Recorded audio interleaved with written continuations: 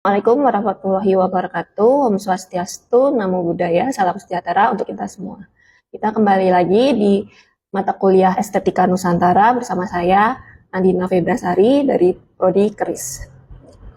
Sebelum kita masuk dalam teori Estetika Nusantara, kita harus mengetahui dulu untuk apa kita belajar tentang Estetika Nusantara.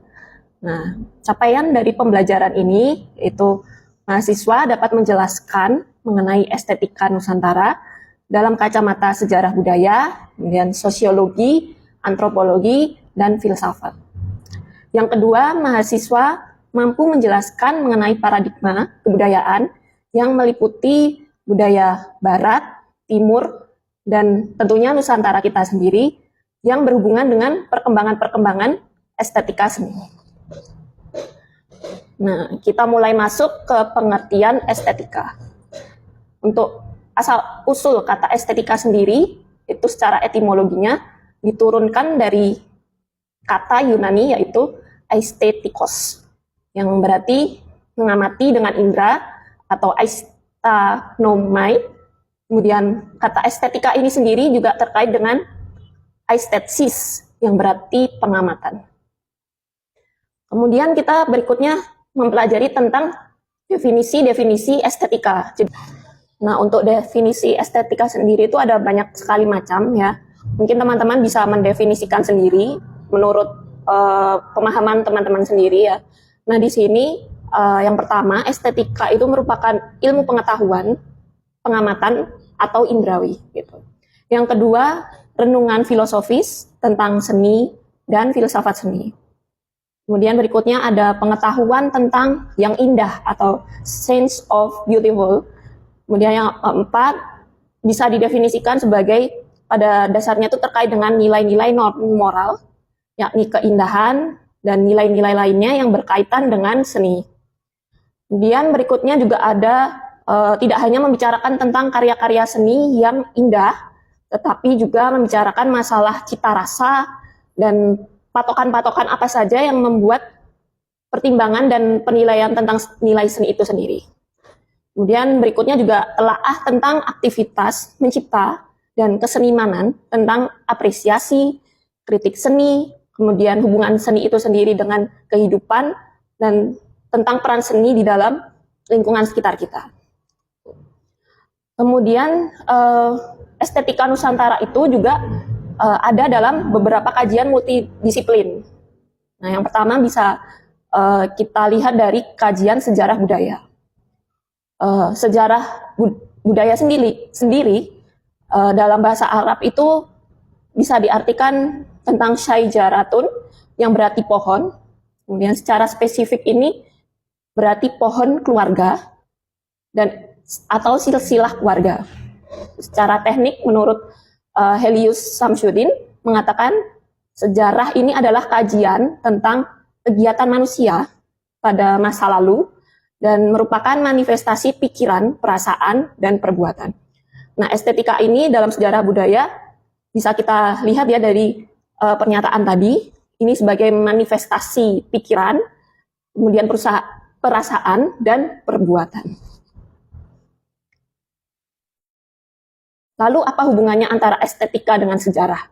Yang pertama, dapat berupa kajian tentang sejarah, pengalaman estetis dari masyarakat tertentu.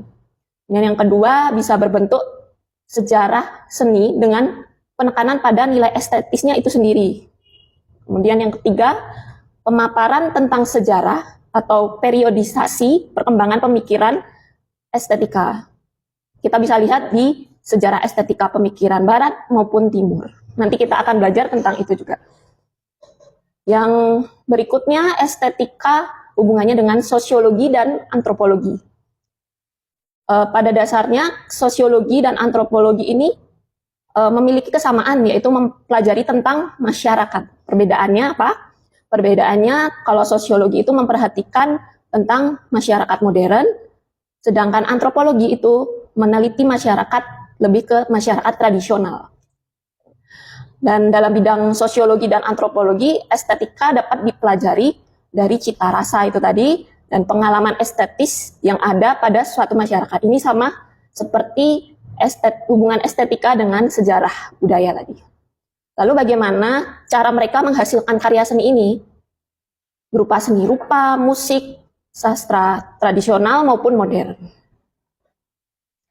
Kemudian hubungan estetika dengan filsafat. Nah, istilah filsafat seni ini biasanya disamakan dengan istilah estetika. Karena dahulunya estetika ini dianggap sebagai salah satu cabang filsafat juga. Untuk filsafat seni ini berusaha menjelaskan berbagai konsep pokok dalam seni dan menelaah berbagai pernyataan tentang seni. Jadi berhubungan dengan apapun tentang seni itu untuk menelaah lebih dalam lagi. Nah, pokoknya atau inti dari estetika itu adalah cabang filsafat tentang hal yang indah, ilmu tentang keindahan dan cita rasa. Suatu kajian tentang suatu hal yang indah, dan indah itu seni. Nah, tujuan mempelajari estetika ini atau filsafat seni, yang pertama, memperdalam pengertian tentang rasa indah itu tadi pada umumnya maupun kesenian itu sendiri pada khususnya. Yang kedua, memperluas pengetahuan dan menyempurnakan pengertian tentang unsur-unsur objektif yang berkaitan dengan rasa indah pada manusia. Kemudian berikutnya, yang ketiga, memperluas pengetahuan dan menyempurnakan pengertian tentang unsur-unsur yang subjektif. Tadi yang objektif, sekarang yang subjektif. Yang berpengaruh atas rasa indah pada manusia atau yang berpengaruh atas kemampuan manusia dalam menikmati rasa indah itu seperti apa. Kemudian berikutnya, memperkokoh rasa cinta terhadap kesenian dan kebudayaan. Nah, yang berikutnya bisa memupuk kehalusan rasa dalam. Jadi dalam kita melihat suatu kesenian atau kita menciptakan suatu kesenian itu bisa lebih dalam lagi untuk merasakan bagaimana unsur-unsur dari estetisnya sendiri. Kemudian yang berikutnya memperdalam pengertian tentang wujud kesenian dengan tata budaya dan ekonomi masyarakat. Jadi bisa disesuaikan dengan tata-tata budaya yang ada di sekitar kita dan bagaimana kondisi ekonomi masyarakat kita. Kemudian memperdalam kemampuan untuk penilaian karya seni atau mengembangkan apresiasi terhadap kesenian. Yang berikutnya memantapkan kewaspadaan atas pengaruh negatif terhadap mutu kesenian dan kelestariannya.